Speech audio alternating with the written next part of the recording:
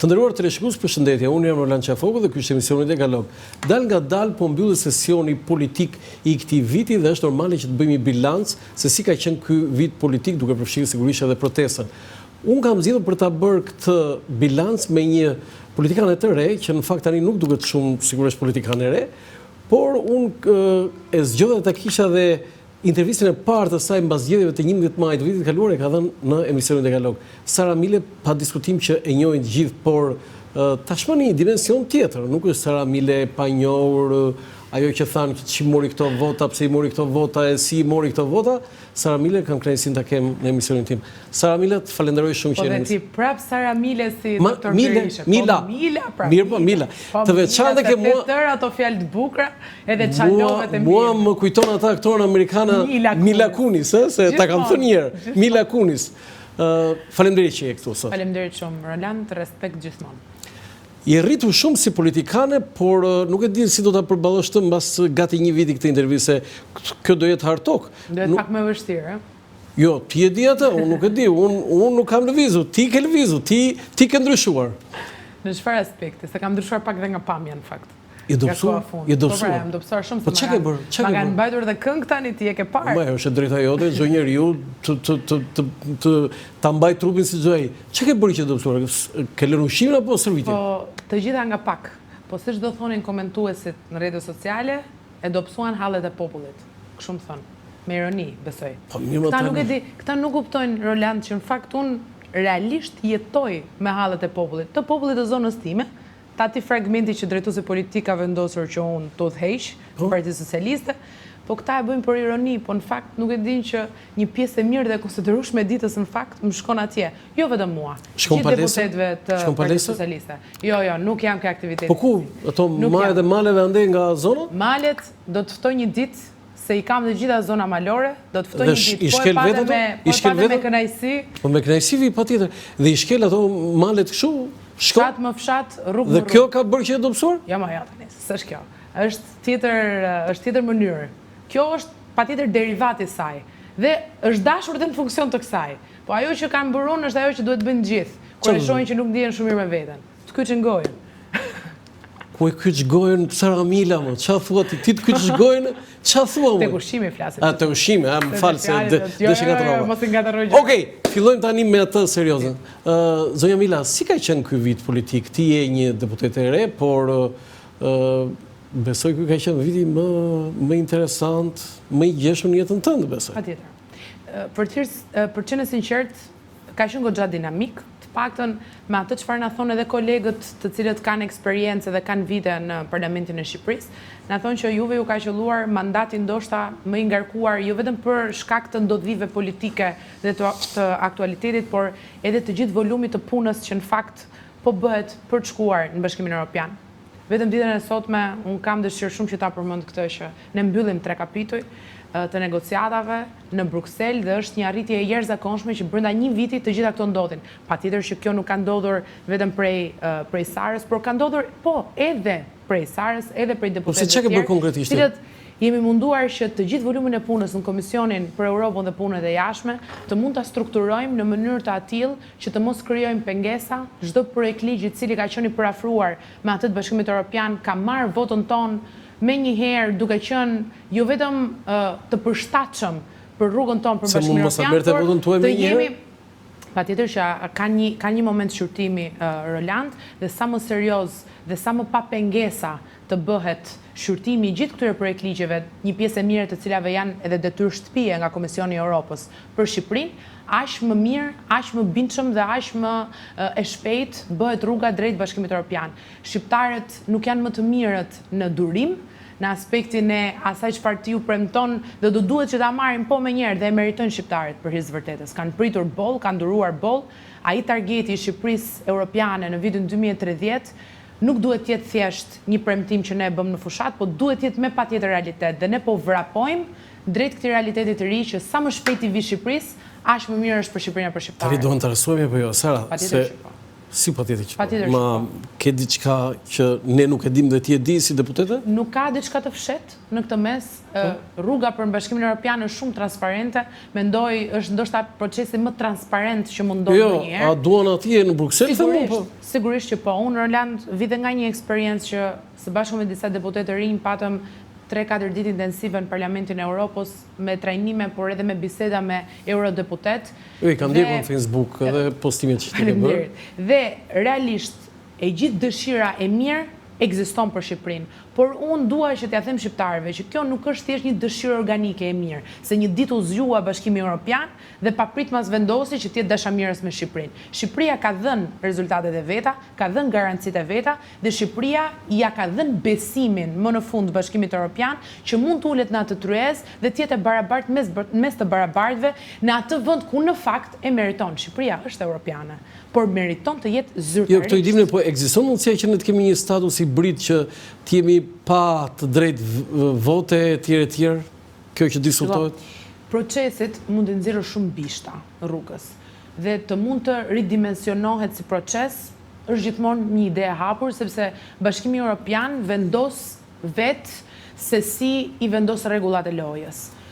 Deri më tani, rregullat e lojës kanë qenë pak më ndryshe, sepse dhe vendet anëtare të Bashkimit Evropian kanë pasur një zhvillim të konsiderueshëm, jo vetëm ekonomik, por dhe social dhe kulturor, sepse ato vinë bashkë dhe shqiptarët duhet ta kuptojnë. Do dhe ne kemi është opsion që ne mund të jemi anëtar të BE-s pa drejtë vote? Ka një, nuk është e gjithë tek ideja e votës, sa është tek një trajektore më e butë 10 vjeçare, e cila përgatit më së shumti edhe tregun shqiptar për ndryshimet e mëdha që vinë për hir të standardizimit. Si, do dhe ne mund të jemi anëtar pa drejtë vote, po 10 vjet jemi kështu? Vetëm të them unë ty diçka. A ka nevojë realisht Shqipëria të ketë vot në sensin e parë të fjalës? Tani e flasim sikur të jetë e gjithçka në teori, sepse praktikën askush nuk e di deri në momentin që ndodh. Shqipëria ka qenë dhe ka dhënë votën pro Bashkimit Evropian pa qenë fare pjesë e Bashkimit Evropian. Ne 100% e përafrojmë legjislacionin, politikën e jashtme e thot barometri i Bashkimit Evropian e kemi 98% të akorduar me Bashkimin Evropian, ne e kemi bërë dhe jemi sjellë siç ka dashur Bashkimi Evropian të sillemi edhe pa qenë pjesë e Bashkimit Evropian. Po jo, ky është diskriminim nëse ne ku ndryshon, të lutem, në teori, ku ndryshon qasja jon ndaj Bashkimit Evropian nëse ne kemi apo jo veton për një kohë të caktuar. Pra nuk ndryshon, ama benefitet për Shqipërinë këtu ndryshojnë, patjetër. Pra ne, në momentin që bëhemi antar, marrim të gjithë benefitet që duhet të marrë një vend antar, ndërkohë që zëri jon pro ekziston de jure de facto. Nuk është njësoj, se s'ka ndodhur ndonjëherë përpara. Pse këtë stad? Shiko, është një diskutim, duhet thënë që nuk është se ka një vendosje 100% në kësaj. Është një diskutim i cili mbahet sot edhe në Bashkimin Evropian, por jo vetëm. Vetëm për ne? Jo vetëm për ne. Po për kë? Për vendet e Ballkanit Perëndimor, për vendet e rajonit tonë. Ne jemi vetëm nëse interesohemi zonja Mila? Neve kemi dëshirë që bashkë me Malin e Zi të mund që ta prekim të dy bashk momentin e hapjes, paktën për rajonin tonë, flasim. Unë të jemi sinqert nuk vendos shumë kushte barazie apo në sensin të jemi ne të parët apo të jenë ata të parët. Deri më tani me negociatat Mali i Zi është më përpara Shqipërisë, sepse ka mbyllur më shumë kapituj. Neve mbyllim sot 3 kapituj të parë, ndërkohë që Mali i Zi e ka kaluar gjysmën e kapitujve në mbyllje, por kjo nuk është një garë midis nesh dhe Malit të Zi, patjetër që çdo vend ka trajektorin e vet, sa kjo është një garë me vetveten në fakt. Pra nuk është vetëm çështja që ti të shkosh dhe të mbyllësh kapituj. Çështja është se sa këto kapituj pastaj do të efektojnë në jetën e qytetarëve tanë, e të votuesve tanë, sepse në fund të ditës shqiptarët jetojnë në Shqipëri dhe ata do duhet që t'i marrin benefitet e këtij procesi. Çështja e antarësimit sot duket shumë teorike, sepse ka të bëjë me negociata, ka të bëjë me shkresa, ka të bëjë me përafrime, por do të jetë shumë i afërt momenti ku Bashkimi Evropian do të ndihet shumë në praktik. Dhe kur unë them do të ndihet tek standardet më të mira, tek shërbimet që i afrohen më shumë qytetarit afër banesës, tek patjetër financimet më të mëdha që vijnë nga Bashkimi Evropian, ashtu dhe sikundër një kulturë e re edhe në sjellje europiane. Kulturalisht, patjetër që ne kemi qenë gjithmonë pro-europian, por a jemi sjell vërtet si europian në çdo aspekt? Antarësimi dhe të qenurit një qytetar i Europës me pasaportën europiane, në thonjza dua ta them këtë, imponon në një farë mënyre, sidomos për brezin e ri që rritet me standardet e reja europiane, edhe një europianizim të identitetit tonë. Kështu që ka shumë benefite që sjell ky proces, prandaj dhe ne po vrapojmë për shkuar atje. Mbetet për të parë deri në fund të rrugtimit tonë, deri në vitin 2030, se si do të kemi ne dhe Bashkimi Evropian qasjen edhe për këtë historinë. Do thënë ju në zgjedhjet e vitit 2029 do thoni na lini dhe një vit, mandatin e 5 do në trasojmë B. Shiko, ne targeti jon fillestar është të mbyllim gjithë kapitullin 2027. Jo vetëm targeti jon, po edhe ajo çfarë ka thënë Bashkimi Evropian vetë. Po pra, ky është kushti. Por ka një 2-3 vjeçar mbrapa mbylljes kapitujve, është procedurial në fakt, që ti të marrësh antarësimin e plot. Do thënë ju kërkoni edhe mandatin 5 ara. Ne kërkojmë çdo mandat, se nuk kemi pse të stopojmë ne kërkesën për mandat. Ka shpejt të zuri politika Sara Mila? Po pse duhet të japim ndjetro në momentin që futemi në Bashkimin Evropian? Kush është logjika? Po mirë, në një ndjetro edhe mirë është bëni Sara, se 4 mandate, 5 mandate, 6 mandate të çmendeni fare pastaj. Nuk është kështu. Pse? Nuk është kështu, sepse Partia Socialiste është një parti e cila ndonse u bë shumë vite në pushtet, dhe po patjetër mund të jetë edhe shumë vite të tjera në pushtet. Kjo nuk do të thotë që vjen me të njëjtin ekip, ka rifreskime her pas here, ka individ të rinj, qoftë në nivel qendror, qoftë në nivel vendor, kështu që unë nuk mendoj se ne I kemi dhënë të njëjtën ofertë shqiptarëve gjithmonë. Patjetër që ka një program I cili qëndron I njëjtë dhe me të njëjtin vizion, që është ai I Shqipërisë Europiane, por ju e keni parë shumë mirë se si kanë ndryshuar gjithmonë ekipet. Kështu që ne I japim shqiptarëve ofertën tonë, nëse shqiptarët ne besojnë dhe na votojnë, neve vazhdojmë dhe qeverisim. Okej, e mbyllim këtë kapitullin e BE, se shqiptarët kur diskutojnë për BE, duket sikur po diskutojnë për një çështje atje kështu në Mars o në Hënë ose në një planet, në diskutim shumë I largët. Nuk është gjithmonë kështu. Flas ai shqiptari atje, ai I thjeshti, ai atje që ka probleme. Vim te ato që kemi të gjërat e ditës.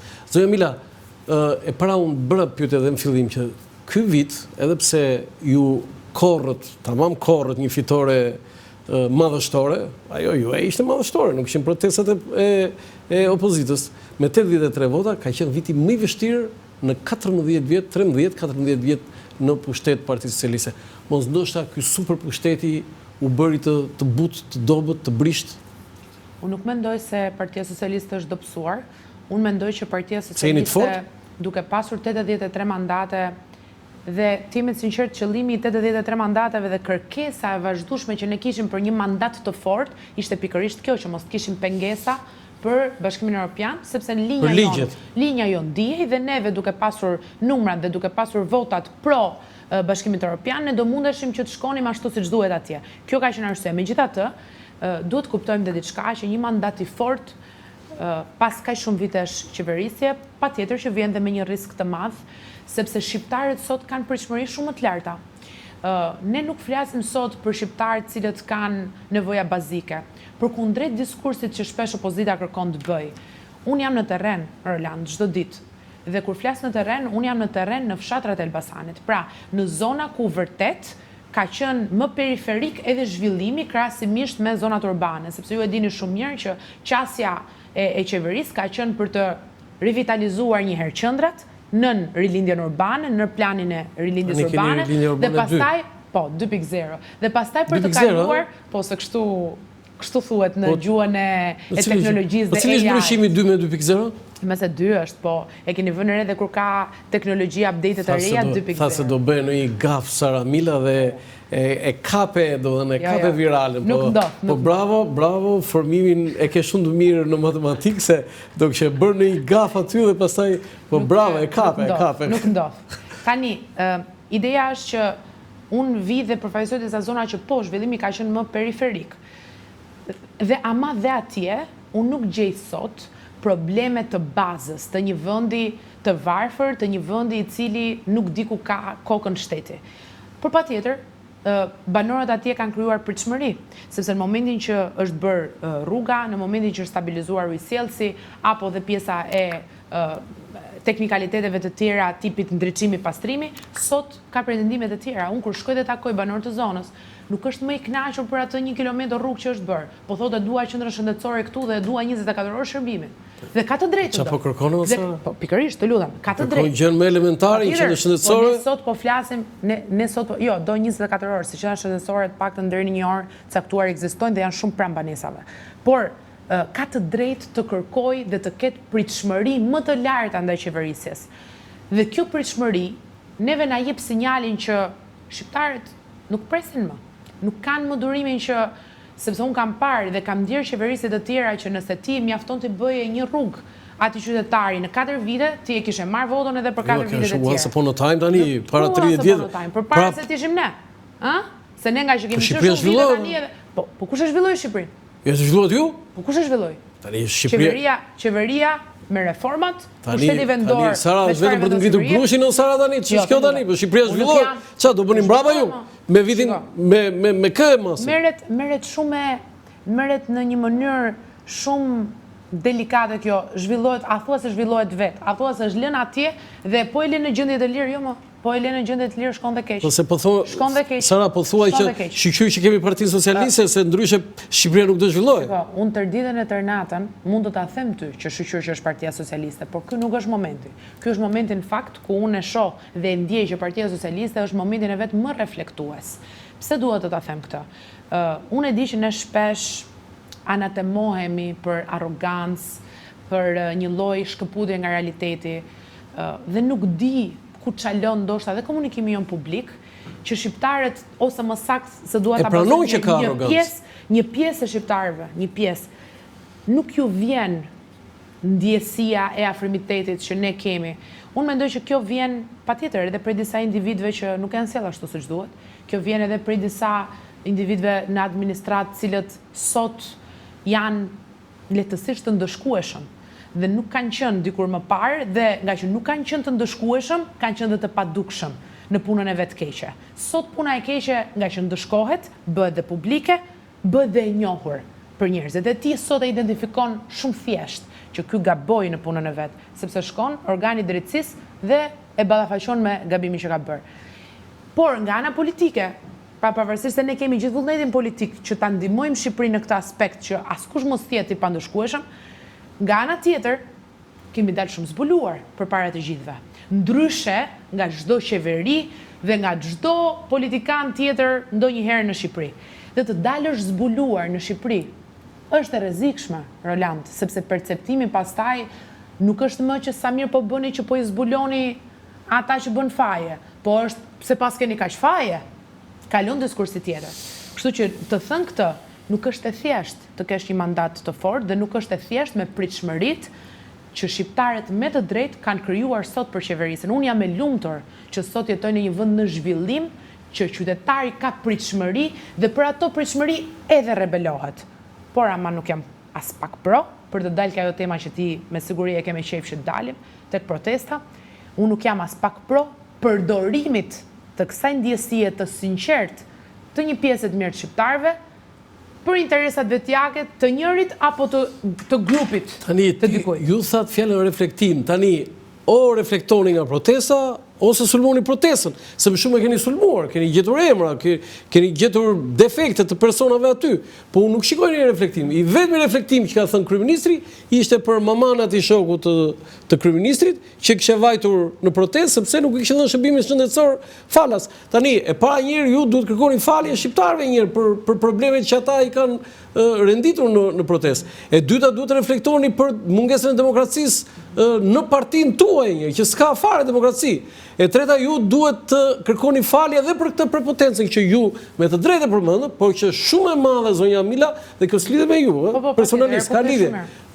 Por prepotenca është ajo që është më e dukshme nga të gjitha. Për sa i përket pikës parë, ju me të drejtë thoni i keni dëgjuar dhe keni reflektuar. Unë jam shumë e sigurt që për atë fragment të vërtet të protestës, për gjithë ata qytetarë cilët me gjithë të drejtën e botës, me ndjeshmëri të caktuar për mjedisin, për mbrojtjen e mjedisit, edhe të dezinformuar për çfarë u tha dhe çfarë ndodhi në lidhje me projektin, dolën dhe nën kauzën e Flamingos donim patjetër që të ushtronin një lloj presioni tek qeveria e para mendoj unë për të shpjeguar sakt njerë, pastaj dhe për të marrë masa, nëse është rasti për të marrë masa. Dhe unë jam shumë e bindur dhe koshjente sot që për atë fragment të protestës do të ketë një qartësim të plot. E ka thënë edhe kryeministri. Nuk mund të kishin një transparencë përpara zonja Mila? Patjetër që mund të kishin. Por nuk e pranoni këtë që ju nuk keni qenë transparent? Unë mendoj që ndodhi një defekt në komunikimin publik midis asaj që ishte dhe asaj që u transmetua që ishte. Thuaj më qartë, nuk ishte transparencë, pikë. Po transparencë për çfarë, se që të kishte transparencë do të kishte nisur diçka, aty gati s'kishte nisur asgjë. A dha lej zhvillimore? Do të kishte transparencë.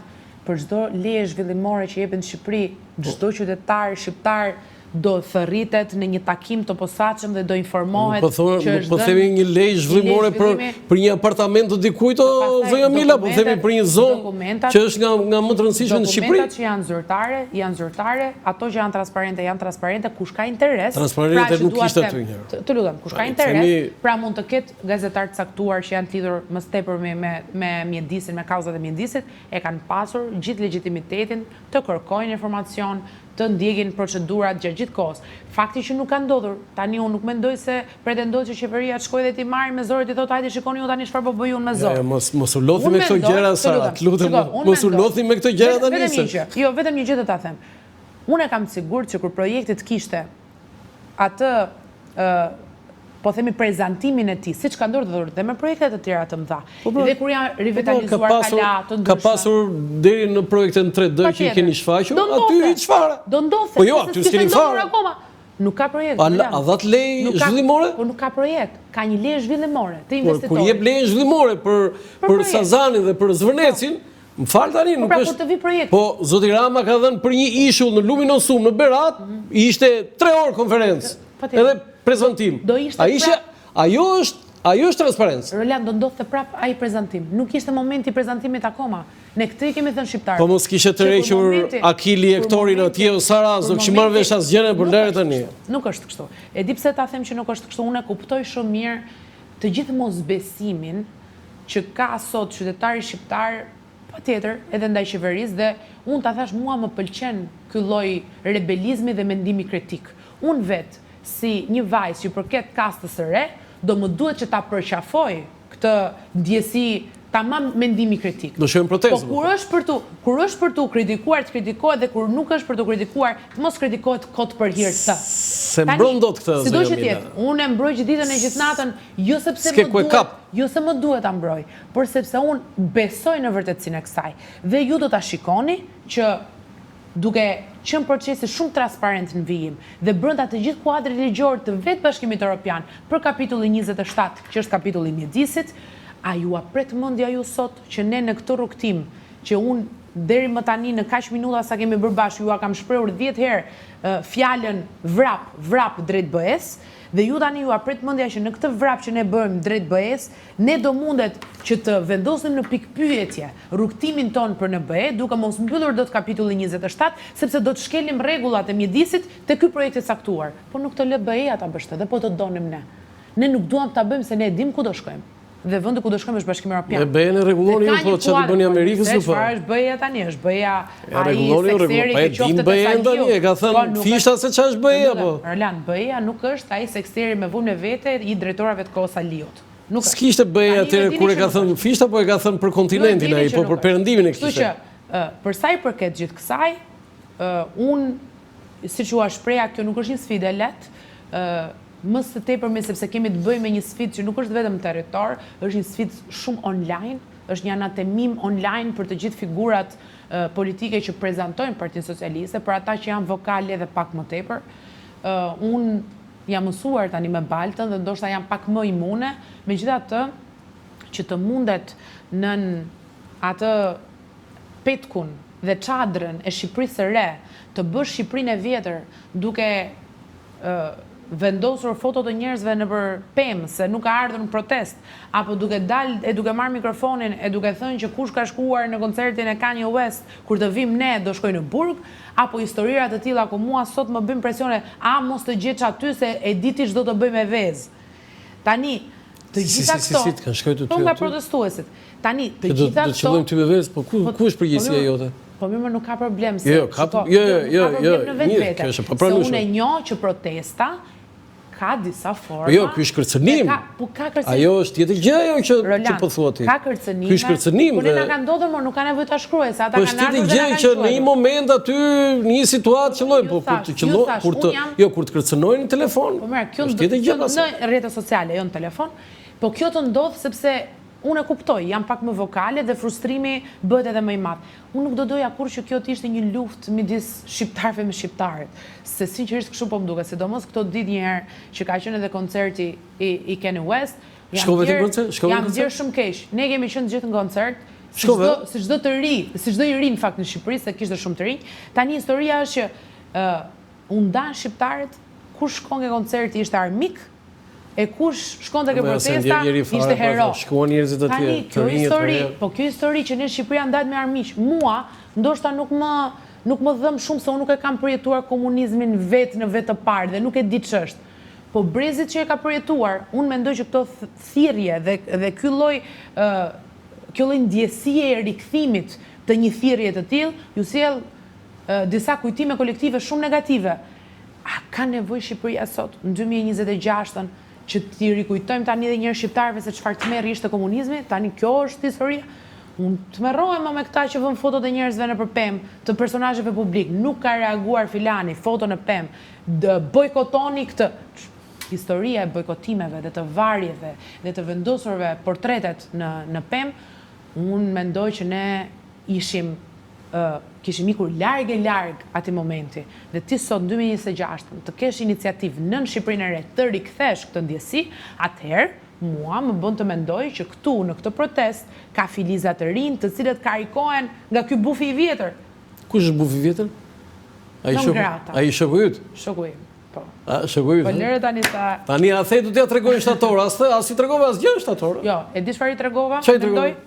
Atë shallin. Çka kishte shkruar te shalli? Jo, kisha të gjitha ato çfarë më kishin thënë aty. Po çka kishte shkruar te shalli? Të gjithë lajmet që kishin dalë për mua, më kohë. Dhe kishin shall? Po, i kisha. Kush ta dizenjoi?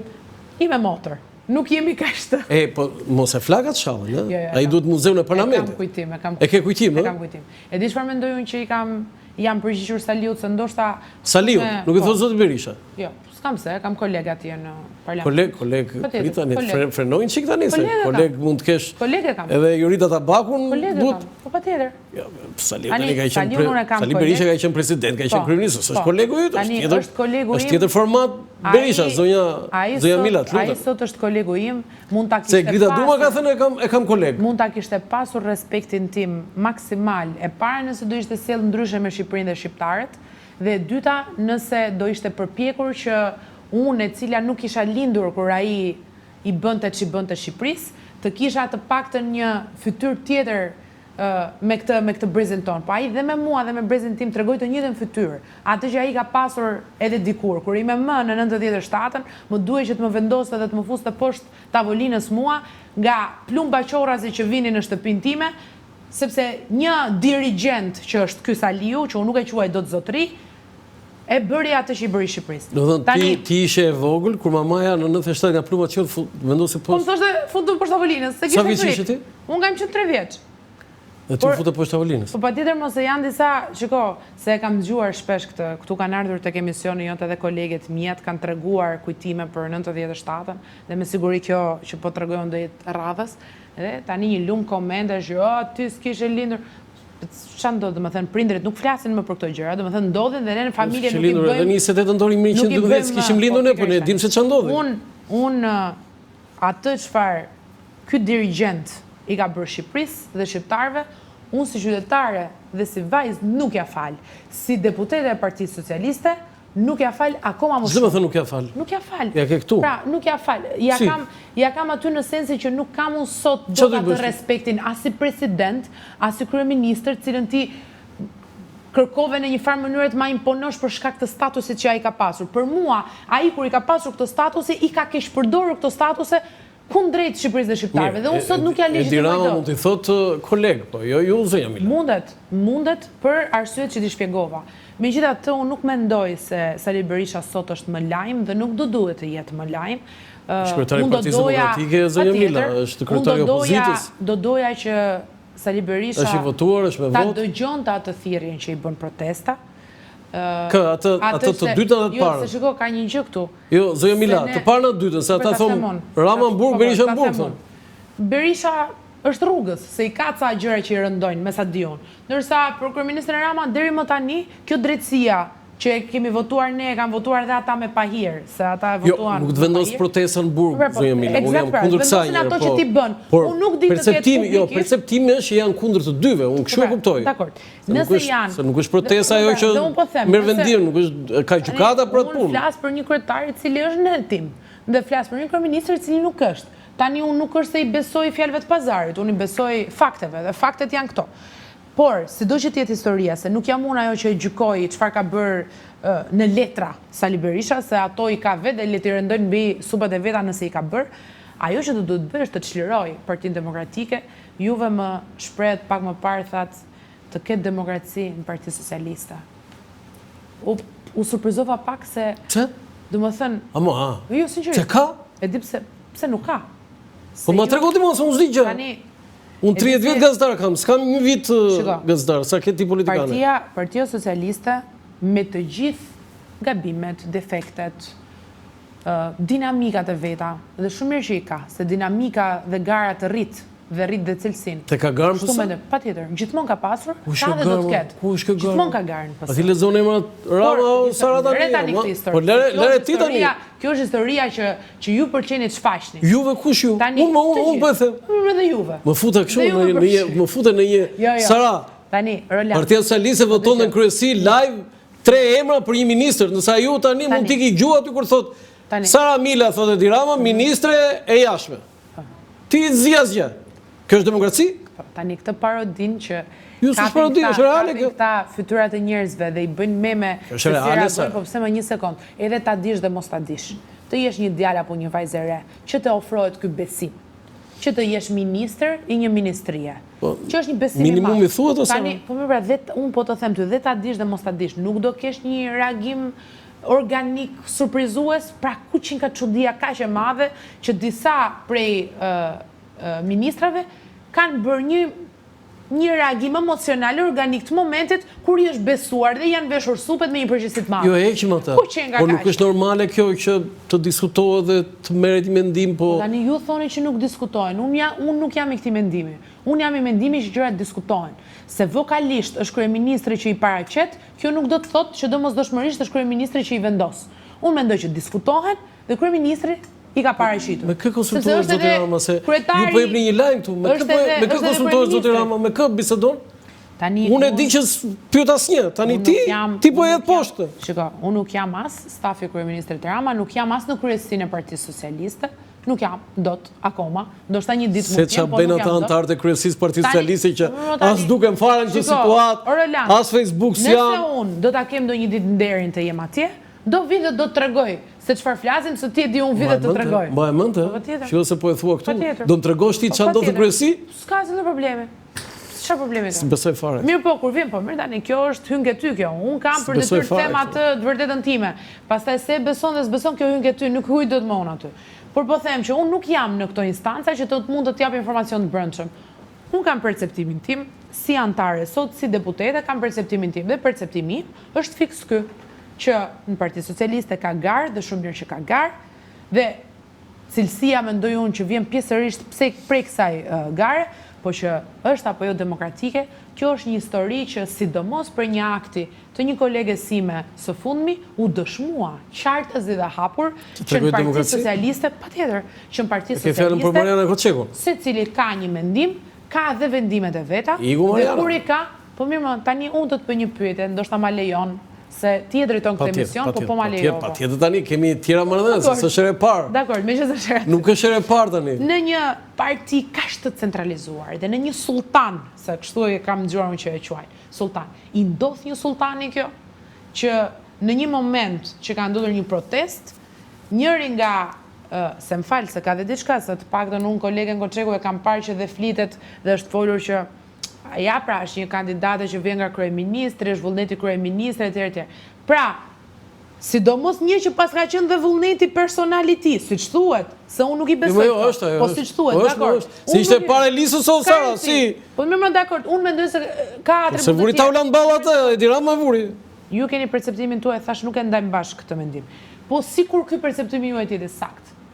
Në një parti kaq të centralizuar dhe në një kryeministër kaq sultan, ndodh kjo apo nuk ndodh? Vetëm kaq. Sali Berishës ndodh kjo apo jo kaq? Po ndodh Sara se armiqtë e brendshëm janë më të rrezikshëm se armiqtë e jashtëm. Lër, tani unë e kuptoj shumë mirë që për hir të debatit do duhet ta thuash, po dhe ti e di mirë. Tani ti i ke zënë vendin Koçekut si sekretare? Në komision? Në komisionin e jashtëm. Komisionin e jashtëm.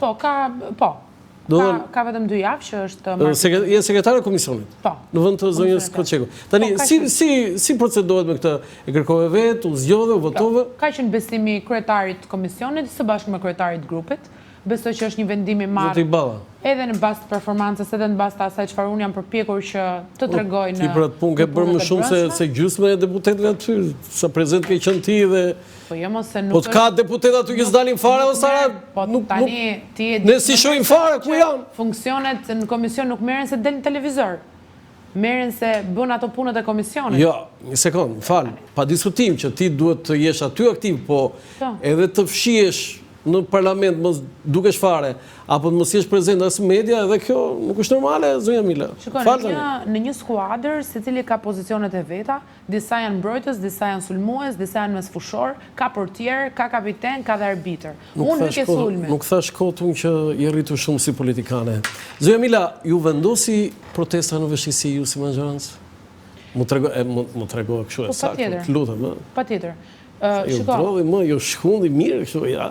Tani, nuk e di se çfarë konkretisht do një thoni me shkundje, por unë mendoj që protesta na ka dhënë një mësim të mirë në aspektin e asaj që ne duhet përmbushim shumë pritshmëri qytetarëve dhe duhet punojmë më fort. Pra, nuk është mjaftueshëm aq sa kemi bërë. Unë kështu e kam lexuar. Të paktën personalisht, të gjithë këtë lëvizje, e cila ka dhe kjo lëvizje dinamikën e vetë, dhe sinqerisht as nuk po dua që të hyjmë diskutimin sepse është folur, stërholluar shumë në për shumë studio, e kuptoj shumë mirë që aty ka fragmente. Roland, unë për një gjë me sigurt. Aty sot është e gjithë opozita shqiptare. Pra, nuk është më Partia Socialiste dhe Partia Demokratike. Ne kemi të bëjmë sot me një parti demokratike e cila është inekzistente, dhe duke qenë se është inekzistente, ne sot kemi dalë përpara të gjithë atyre që nuk na kanë votuar, që nuk do të na votojnë ndoshta, që nuk na duan, që nuk na pëlqejnë, që kanë kritika, janë mbetur të gjithë bashkë. Pjesë e këtij fragmenti është edhe Partia Demokratike, por është pjesës, është copës. Nuk është do të më Partia Demokratike. Nuk e ka kapur protestën po dhe. Unë mendoj që e ka kapur dhe e ka ndyer aty ku mund ta ndyer. Tani e ka kapur se ka kapur se thash ka fragmentin e vet. Po fragmentin e vet i bie se ka kapur se fragmentin. Ka fragmentin thyen xhamat, hedh veske deputetët, shkon atje dhe këtë bën BD-ja. Sjell atë arkivolin e shëmtuar dhe na rikthen dhe herë 98. Pra këto kuptohen këto. Pra e lexojnë njerëzit Sali Berishën ku është. Është shumë e qartë. Ashtu siç është një fragment, cilin unë ja u thash, shumë i pastër, i çiltër dhe i sinqert, janë ata që kanë shumë merak se çfarë mund të ndodhi me mjedisin dhe bëjnë mirë të kenë merak, sepse mësojnë edhe gjeneratën e re në Shqipëri, sidomos që të kenë një ndjeshmëri më të theksuar ndaj mjedisit, një ndjeshmëri që besoj bini dakord me mua që kulturalisht ne nuk e kemi të kultivuar. Pra ne nuk krymë ka ata qytetarë të cilët të na vras shumë mendja për mjedisin, se unë ende shoh qytetarë të cilët hedhin bishtat e cigares nga automjeti apo e konsumojnë një ushqim nga automjeti. Po Flamingo ishte sebebi sa aty dolën për shumë gjëra tjera. Pra duhet të them, në atë protest ka shumë fragmente, por nëse ne do të marrim një të përgjithshme, ajo është e gjithë opozita përballë nesh. Pra janë të gjithë ata që nuk na duan, nuk mendojnë si ne, kanë pikpyetje për ne etj. Dhe ishin shumë, Dhe ne do na duhet që secilin prej fragmenteve ta lexojmë ashtu siç duhet ta lexojmë. Dhe sinqerisht të them, unë mendoj që ne këtë kemi bërë. Ju pak më parë më thatë që jeni marrë personalisht me disa prej protestuesve. Unë mendoj që fragmentin e pastër e kemi trajtuar dhe do ta trajtojmë ashtu siç duhet trajtuar ai fragment me shumë seriozitet, me shumë reflektim, me shumë dëgjes dhe me një shtrirje dore për dialog. Fragmentin e PD-s e ballafaqojmë si fragmentin e PD-s, fragmentin e partive të vogla që po kërkojnë sot frymarrje sepse panë që vota nuk kishin dhe shqiptarët nuk i kanë frymzuar mjaftueshëm sa për të qenë faktor në parlamentin e Shqipërisë, ashtu si kundër edhe disa kamikaz në sensin e asaj që janë gati, ja u thash, një individ kamikaz. Ta them unë, një individ që për shkak të interesave të veta personale del dhe thot kush ka shkuar tek koncerti Kanye West kur të vim ne në pushtet do bëj një vit burg dhe do quhet ligji i sufllaqes, një njeri që tallet, shqiptari ka shumë çka ti mësosh nga ato që thot, nga gojdhënat, nga shprehjet frazeologjike, po një gjë që mua më pëlqen shumë ke shqiptarët se jam çik tradicionale, buka, miku, janë dy gjëra shumë të shenjta. Dhe të dali dikush dhe të thot ligji i sufllaqes, dhe del aty dhe në emër të atyre që nuk kanë bukë të hanë, le ta kuptojmë këtë. Se bëjnë dhe këtë diskursin që shqiptari nuk ka bukë të haj, po ky ligji i sufllaqes pra tallet edhe me ushqimin. Do shkoj thotë dhe do ketë një vit burg. Këta palaço, ta nuk janë protestus. Këta janë palaço. Tani këta palaçot do duhet që ne t'i kthehemi ashtu siç këta janë, sepse nëse ne këta i marrim shumë seriozisht në sensin e parë të fjalës, e di se sa denoncime duhet kishte sot për këtë zotëri që del atje në mes të sheshit në një arenë publike dhe thot të varet, thot bojkoto këtë me një gjuhë jashtëzakonisht të ndyrë. Edhe ndaj vetë kryeministrit, ju e keni parë që lista e familjes së kryeministrit është marrë gjitha. Të papranueshme zonja Mila, po problemi është që ju jeni marrë me këta që kanë shprehur defekte aty. Ju nuk jeni marrë me atë pjesën masive të mirë që doli dhe të reflektoni. Se s'keni bërë një reflektim tani. Po jo, kush është reflektimi? Cili është reflektimi ju? Ta shikoni shumë shpejt. Çfarë? Po jo, na thynë një gjë çfarë? Tani unë shumë shpejt. E ka thënë kryeministri vet, e ka thënë dhe kryetari i grupit ton parlamentar që do të ketë një sqarim, një dialog dhe gjithçka që duhet të ketë për çështjen e mjedisit dhe të projektit specifikisht. Tani, për sa i përket të tjerëve që duan të marrin kotheren e vet dhe të shprehin inatet dhe mbledhjet e veta, duke u bërë pjesë e protestës dhe duke bërë dhe pistë të protestën, unë nuk bashkohem. Tani ju keni fërkuar duart që protesta është bërë pisë? Unë nuk e di se si ju, nëse ju keni menduar që aty do ndodhi një protestë, do thonë do bëjnë çfarë do Kokraqevit dhe ne si përfaqësues Partisë Socialiste që po kemi dhe një imazh politik. Do rrim edhe do themi faleminderit shumë, na thonë edhe diçka më shumë. Unë nuk e di tani se ku është parë kjo. Se një herë dolën shqiptarët se ju kishte ardhur aty ku s'mbante më njëjtë si thon këta, dhe shkoi ai zotëri i vrau 4 në bulevard, që mos vazhdonte më historia. E dini pse i vrau? E dini pse i vrau 4 në bulevard? Që mos të shkonte kaq ditë protesta. Po kjo protestë sot, fal Zotit, dhe fal kësaj qeverie dhe vullnetit të demokracisë që ka kështëri. Barazove Zotin me qeverinë, Sara. Po jo, të thash, fal Zotit, sot jetojmë në demokraci dhe shqiptarët shkojnë dhe protestojnë të lirë, shajnë edhe kryeministrin me fjalët nga më të ndyrat dhe janë shumë të qetë kur e bëjnë këtë gjë. Ky është një nivel demokracie të cilën unë e pëlqej shumë, se në Shqipëri më mirë është të mos e kufizosh lirinë e shprehjes, qoftë edhe këtë shprehje kaq negative. Unë vetëm ta shikoni me çfarë përballem se e kam shumë bezdi të bëj rolin e viktimës se nuk është dhe nuk është konformati tim. Por të shihni kërcënimet që mua më vinë, edhe mallkimet që më vinë për mua, për familjen time, unë me procedime do kisha bërë namin. Por e kuptoj që kjo është një lojë politike ku do na duhet po shpesh të marrim. Si mban këto kërcënime, këto mallkime këto? Si mban? Si përballon? Unë kam menduar gjithmonë që politika është një mision. Dhe në këtë mision ju gjithçka shkon mbar dhe në këtë mision ju çdo ditë është fush me lule. Ky mision ka patjetër edhe këtë lloj fature, cilën nuk ka marrë përsipër që ta kem aty, të jetë prezente, por duke mos e lejuar që kjo faturë të bëhet pengesë për rrugën time dhe për misionin tim për të kontribuar për Shqipërinë. Nga ky fjalori i keq që të bëjnë, kush mërzitet më shumë, bashorti apo prindrit? Bashk. Tani nuk ka një ndarje këtu, tani prindrit mbase janë pak... Nuk ka thënë ndonjëherë burri Sarat, që ishte kjo që bëre deputete në futën politik, na të shmende ik, lëre fare këtë punë. Tani burra shqiptare me ne, zotërojmë që të na shajnë gruan tani, flasim realisht tani. Çdo ditë mund ta mendoj dhe jam e bindur që e mendon, por asnjë ditë nuk e thot, sepse prandaj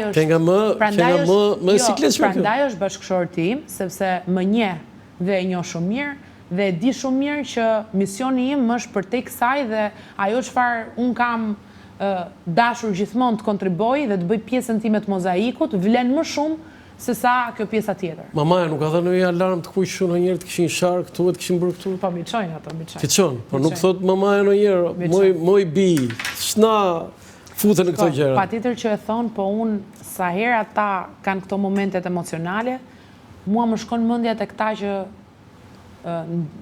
përcjellin gjithë fjalorin e ndyrë atje kundrejt meje dhe them, këta vetë nuk e çojnë ndonjëherë atë reflektimin e pasqyrës tek vetja, sepse ka dhe diçka Roland, ndoshta ndonjëherë njeriu kur bën keq, kur ka bërë gabime, kur ka faje reale, edhe kur ndoshta i ka hyrë tek xhepi qytetarit shqiptar, në kuptimin e parë dhe të ndërsjell të fjalës, ndoshta dhe thot puna madhe se ca fjalë do t'i ha unë se i kam bërë unë ca gjëra për t'i ngrënë këto fjalë. Po kur unë nuk kam bërë asnjë ditë asnjë nga këto, aty patjetër që ngarkohem më shumë, sepse nuk kam as me çfarë ta justifikoj, më kupton? Sepse mendoj që ndoshta disa njerëz i justifikojnë.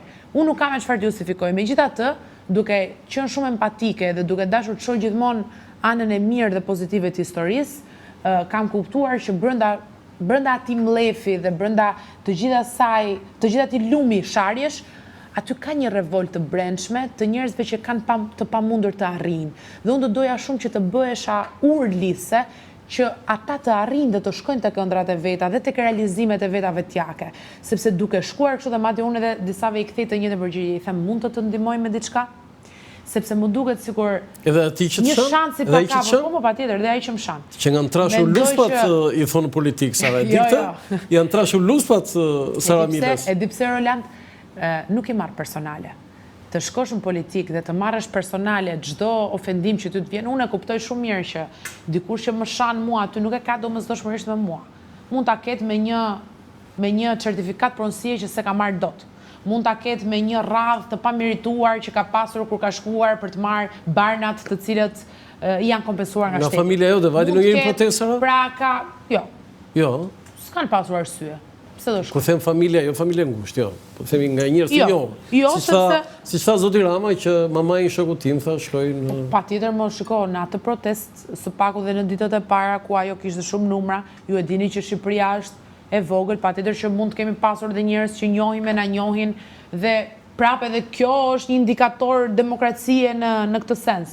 Por rrethi im i ngushtë nuk ka pasur arsye që të shkoj. Në momentin e parë që mund të gjejnë ndonjë arsye, janë krejt lirshëm që ta bëjnë, sepse unë për këtë besoj. Unë prandaj kam hyrë politikës. Zoti Rama duhet t'japi dorëheqje në këtë situatë, zonja Mila? As mos ta mendoj fare.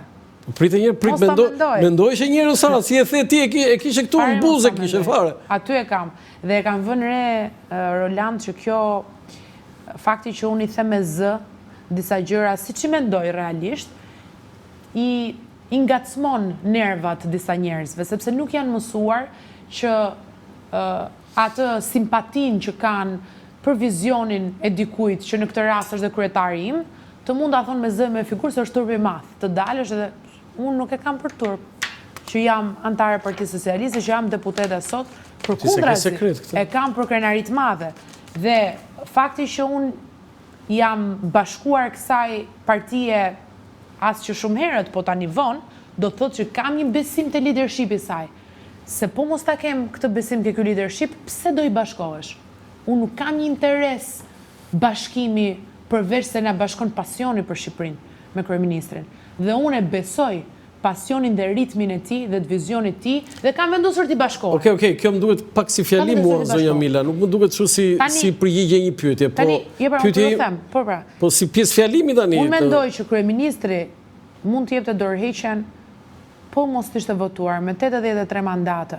Jo, jepni llogari për ditë, kjo s'është argument zonja. Përpara një viti, të lutem, as një vit jo, se ne Ju jepni llogari çdo ditë.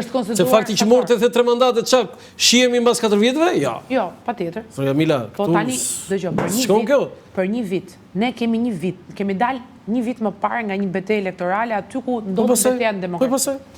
Dhe këtu ne nuk kemi asnjë arsye konkrete se, shiko, a doni ta bëjmë normë këtë në Shqipëri që kush del të japë dorëheqjen dhe tani ne të tjerë të pakënaqur. Ne do japim, t'japi kryeministri dorëheqjen.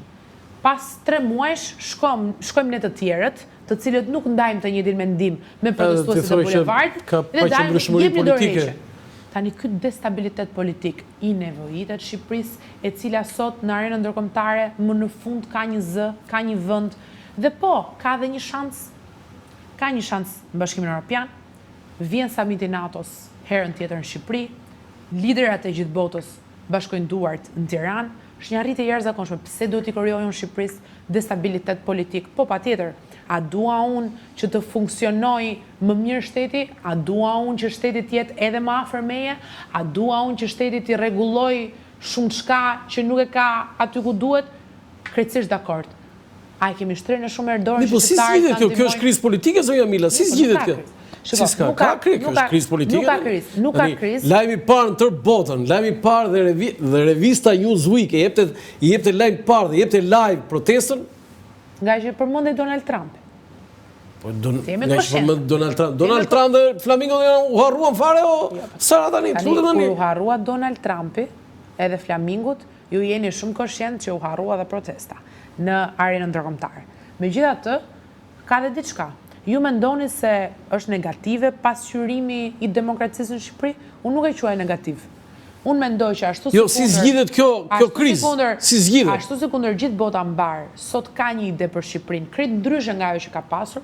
12 milion turistë flasin, por jo vetëm flasin në sensin e atyre që vinë fizikisht tu, po dhe atyre që krijojnë një mendim dhe perceptim për Shqipërinë. Edhe kjo që shqiptarët mund të derdhen lumë në një protestë paqësore e të lezetshme dhe kjo reklamohet në gjithë botën, patjetër dhe kjo është një sinjal demokracie.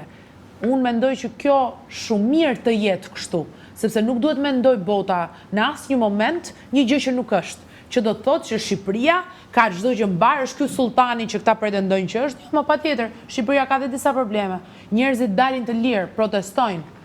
Tani se çfarë do të ndodhë në vijim, unë ju a thash, ne jemi shumë të gatshëm. Kemi qenë që prej ditës parë, por patjetër mendoj që dhe diskursi ka qenë pak më i agravuar edhe emocionet kanë qenë më të ndezura për të arritur në këtë moment. Po për çështjen e projektit dhe për atë që realisht e bëri të famshme këtë protestë në gjithë botën, do të ketë absolutisht një qartësim dhe qetësim të gjithë atyre që e kanë me të drejtë dhe e kanë shumë edhe shpirtërore këtë ndjesin dhe bëjnë shumë mirë që ta kenë. Tani me këta palaçot e tjerë, unë nuk merrem personalisht dhe e kam të sigurt që nuk mund të ketë reflektim mbi konkretisht. Po ju thash, janë këta individ të caktuar anti-shqiptar, po tani anti-shqiptar se ju thatë edhe për terrorizëm, nëse aty ka terrorizëm. Anti-shqiptar. Po ka organe për ata, ju nuk mund ta bëni politikë. Anti-shqiptar nuk është vetëm dikush që e lufton Shqipërinë me pushkë. Është edhe dikush që do të dështoj një koncert ndërkombëtar, një artist ndërkombëtar, në mënyrë të tillë që t'i dalë faqazes Shqipërisë. Zonja Mila, koncerti bën shumë mirë që ndodh, po edhe kjo 4 miliardë, 4 milion euro për një koncert. Mos bini dhe ju tani në këtë se ju unë dua shumë atë koncert dhe jo, nuk ka njerëz të afërt mi kanë qenë në koncert dhe kanë bërë shumë mirë që ka vajtur. Dhe i bën shumë mirë kulturës shqiptare që vjen një me famë si West, po. Dhe ju nuk jeni sot koshient që ato para që i dhurojnë këtij koncerti kthehen mbrapsht në buxhetin e shtetit në momentin që ngjarja ndodh. Ma thuaj çik në ekonomi. Si. Tani, filluam me provimin. Po tani po si kthehen tani se kanë dëgjuar këtë kthehen në taksa. Tani kthehet. Por atje kishte vetëm një platen, ishin 1000 norvegjez, më tha dikush, 1000 norvegjez. Sa gjon këtë gëzohesh, do të vjen mirë. Okej. Po problemi është 4 milion euro. Nuk përkthehen në 4 milion euro nga koncerti. 30.000 shtetas të huaj kanë vizituar Shqipërinë, Tiranën për hir të atij koncerti nga 80 vende të ndryshme të botës. Tani juve ju apret mendja që këta kanë prerë vetëm biletën dhe nuk kanë konsumuar asnjë shishe ujë në Shqipëri, tani po e marr pak banale situata. Shteti merr taksën asaj, nuk merr fiton. Tani un po ju them. Ku është në arkën e shtetit po them? Tani un po ju them. Gjithë shpenzimi që këta kanë bërë në Shqipëri, në hoteleri, në ushqim, në turizëm, sepse ju ka shumë operator turistik, cilët kanë dalë dhe kanë thënë po, shumë të huaj, kanë vendosur që bashkë me Kanye Westin të bashkojnë edhe qoftë një plazh 2 ditor në jugun e Shqipërisë, qoftë një vizitë në Gjirokastër apo në Berat, apo kudo ku mund t'jenë këto vendet që dhe janë promovuar më shumë në TripAdvisor e në sajtet të ndryshme të turizmit në botë, dhe kanë dashur që të jetë ai një moment për ta njohur Shqipërinë. Përveç shpenzimeve që ata kanë bërë në të gjithë këtë rrugtim, patjetër që edhe reklama që ata kanë bërë për hir të kësaj vlen shumë më shumë se ai 4 milion eurosh, i cili për ta sqaruar me 1 milion herë të tjera nuk është marrë nga asnjë fond emergjence, se emergjenca ndryshon nga rezerva. Rezervë dhe emergjencë janë është marrë nga rezerva e buxhetit të shtetit. Ka një rezervë në buxhetin e shtetit që është një protokoll normal. Dhe për një koncerto Sara kërcet që mos të dështoj. Jo se fillon një zjarr tani dhe ajo rezerva tani mos duhet të tjetë. Tani që nuk janë marrë masat për zjarret. Ne aq para kishim dhe këto para i çuam atje dhe nuk e çuam nga zjarri. Jo, pas 13 vjetësh që zjarret bën atë që bën, ju mund të merrni masat pas 13 vjetësh tani se zotri, fakti që ka zjarre në Spanjë. Simfire zotri. Fakti që unë bëj kritika ti më largon, ëh, bëj zotri.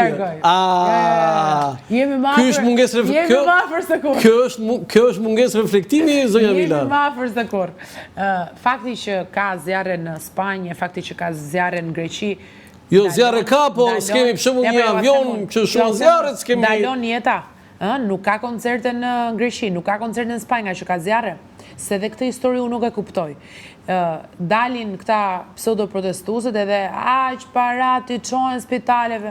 47 milion euro më shumë i është dhënë sistemit shëndetësor këtë vit. Kjo çfarë do thotë? Problemi se çfarë është bërë. Të lutem, unë jam shumë konciente. Nuk e mohoj gjithë atë që është bërë, po ka gjëra më të rëndësishme sa. Unë jam shumë konciente sot. Dhe kur bëjmë një renditje, ai koncerti është më. Unë jam shumë konciente sot për gjithë problemet që ka shëndetësia, meqense është rasti që dhe na përdoret më shumë kundër.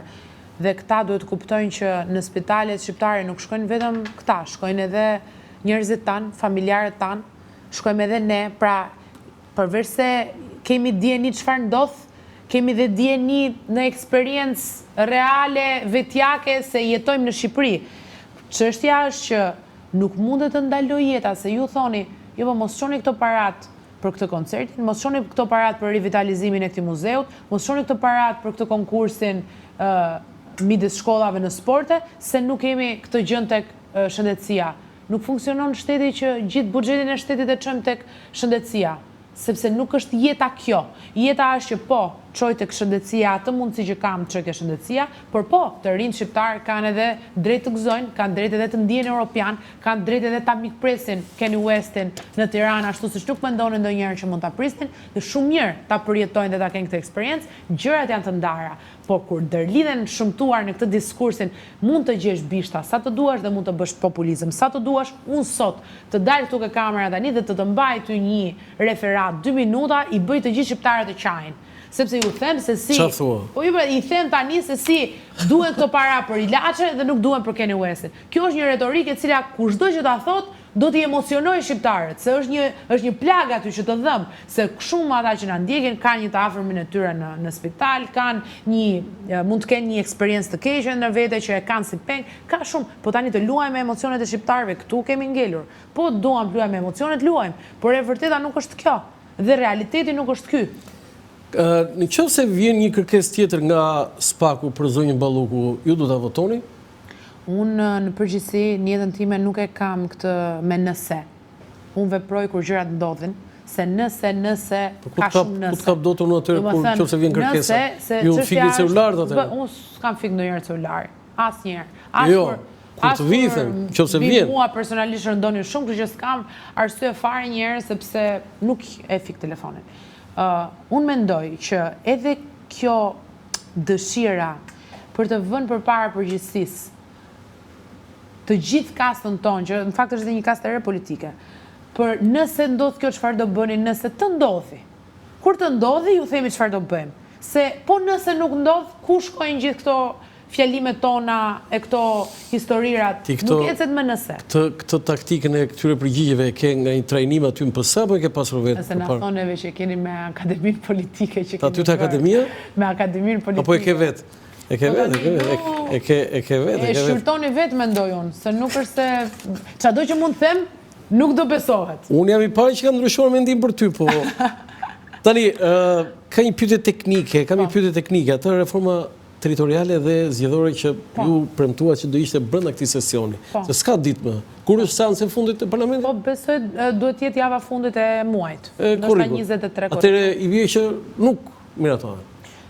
Ende nuk e kemi në fakt rendin e ditës të datës 23 korrik, por edhe nëse do të ketë një shtyrje të vendimeve që do të marrin të dy komisionet, ndoshta për shtatorin, nuk e shoh ndonjë problematik të madhe, sepse në mendimin tim, Roland, të dyja këto komisionet posaçme kanë një vlerë të jashtëzakonshme.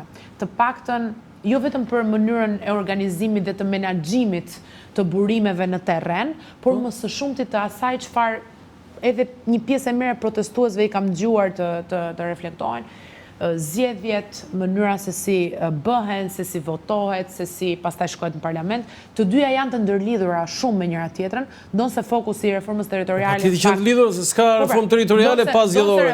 Reforma territoriale ka sot një mision sinqerisht historik në sensin e asaj që duhet përafroj me fluksin e fondeve dhe të mënyrës se si financimi vjen nga Bashkimi Evropian dhe t'i shkojë hapur të zotit. Mendoj që duke qenë të dyja komisionet të cilat janë në numra të barabartë dhe kanë bashkëkryetar opozitën dhe majorancën, kanë teknikalitete dhe pika delikate në këtë proces. Po prap kështu do të bëjmë, do shkojmë zgjedhje lokale, si do shkojmë? Për hir të konsensusit, kështu që mendoj kjo është arsyeja pse ato mund të marrin më shumë kohë se që ndoshta mund të ishte parashikuar, por më besoni që koha nuk është një faktor negativ në këtë, përkundrazi, unë e shoh një faktor pozitiv për të folur më shumë, për të biseduar më shumë, por më së shumti për të dëgjuar më shumë. Kam parë që kanë bërë gjesa publike të dy komisionet me aktorët përkatës që kanë interese dhe fokus, dhe unë mendoj që dhe ka që me shumë vlerë, sepse gjithë kryetarët kanë paraqitur opsionet e tyre për gjithçka. Çfarë shkon shumë mirë dhe çfarë mendojnë ata që do të ju kishit premtim që do ta mbyllet pra? Unë mendoj që do të mbyllet shumë shpejt, se nuk u bë qameti korriku dhe shtatori, se nuk përfundon jeta parlamentare këtë korrik, mbaron vetëm jemi mësuar me golden goal në politik, po. Nuk mbaron.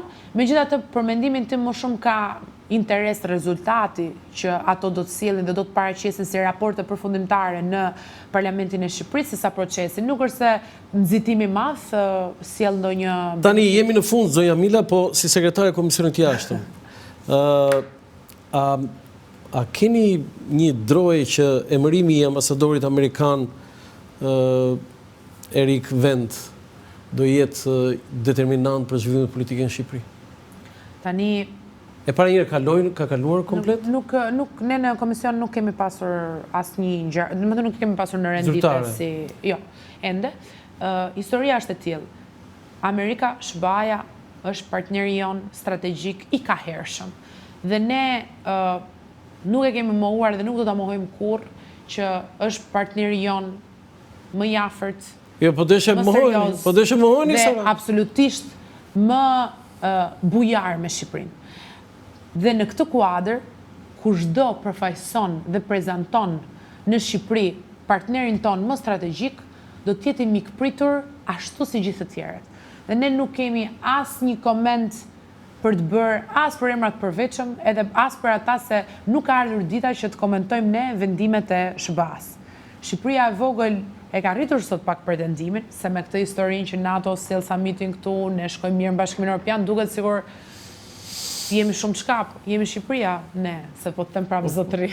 Jemi Shqipëria ne. Kur të vije ai ustaj nga Washingtoni. Nuk i ka ardhur dita Shqipërisë të komentoj emrat përveç. Se deri tani s'kem pasur arbitrën në politikën shqiptare, por kur të vije ai dhe të thotë ato deklarata siç kanë bërë para si tetiv, ambasador, atëherë pastaj Partia Socialiste nuk do ta ketë aq lehtë. Tani po duhet të trembemi ne për jo, po vazhdoni me trimërinë tuaj. Figurat që vazhdoni me trimërinë tuaj. Partneri jon strategjik, dhe të cilët jam e sigurt që kanë zgjedhur dhe kanë përzgjedhur më të mirët për Shqipërinë. As nuk e diskutoj fare. Nuk ka ndroj, nuk ka frikë, ka vetëm bashkëpunim. Okej, zonja Mila, ishte hartok, po thash, je rritur si politikani, je rritur goxha dhe nuk e di këto teknikat i ke pasur më përpara, po sepse tani nuk është më befasi që të bësh një hartok me Sara Milan. Unë falenderoj për përgjigjet, sigurisht mbajte mbi supet e tua, mbajte shumë gjëra që edhe së takoj, sepse ti je një politikan e re, një vit ke, nuk e qenë ministre, nuk e qenë pjesë e ekzekutivit, por megjithatë Partia Socialiste i shërben shumë. Unë nuk e pëlqej këtë ndarjen, Roland, unë jam pjesë e këtij ekipi dhe çfarë rëndon mbi Partinë Socialiste, rëndon pa diskutim edhe mbi mua specifikisht. Jo, unë kam fjalën që ti, ministra që kanë qenë pjesë e kabinetit, që nga 2013, sigurisht që kanë detyrimin dhe kanë përgjegjësira, nëse ju s'keni, këtu e kam fjalën. Mund të kenë detyrimet e veta dhe shpjegimet e veta specifike për akte specifike që kanë ndodhur në periodat e tyre, por kur bëhet fjalë për familjen tonë politike, dhe rëndon mbi të diçka, ajo pa diskutim rëndon 100% mbi mua. Më kujtuaj një gjë, Ulsi Manja i thotë Niko, a i thotë unë nuk jam Niko. Tani Ulsi Manja sot në komision, Damian Gjiknuri ikën nga komisioni, do më japësh fjalën, tha po ti iki, tha. Tani çfarë Ka demokraci apo jo në Partinë Socialiste? Kjo është demokraci? Kjo tregon demokraci? Të gjitha këto që ju përpiqeni. Kjo tregon që ka gjëra aty që sikur po lëviz aty brenda. Po lëviz, po çfarë lëvizje çfarë tregojnë? Çfarë demokraci? Mbi lirinë dhe aktet demokratike brenda një fraksioni. Jo. Ju e vut shumë në pikpyetje demokracinë brenda Partisë Socialiste. Jo, se ka vënë pikpyetje, ajo është pikpyetje. Nuk gjeni institucion më demokratik sesa Partia Socialiste, individ të cilët kanë mendimet e veta qartësisht ato rrugtimet e veta. Shikojmë atë demokracinë në PD, prandaj jeni kështu pa ti ishte një PD tjetër pa Partia Demokratike e Shqipërisë, se e ke harruar, Zoja Mila, të falenderoj shumë që ishe në emisionin tim. Faleminderit shumë, Orlando, është gjithmonë një kënaqësi. Hartok ishte. Të falenderoj. Faleminderit. Të nderuar teleshikues, ky është emisioni për sot nga Ura Lançafoku, mirupafshim.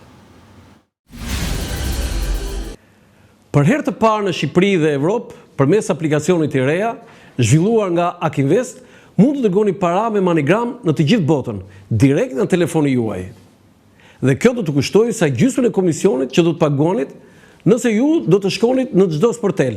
Mjafton të shkarkoni aplikacionin e reja për Android dhe iPhone, të regjistrojeni si klient dhe menjëherë do të dërgoni para në të gjithë botën, me MoneyGram vetëm me gjysmën e komisionit.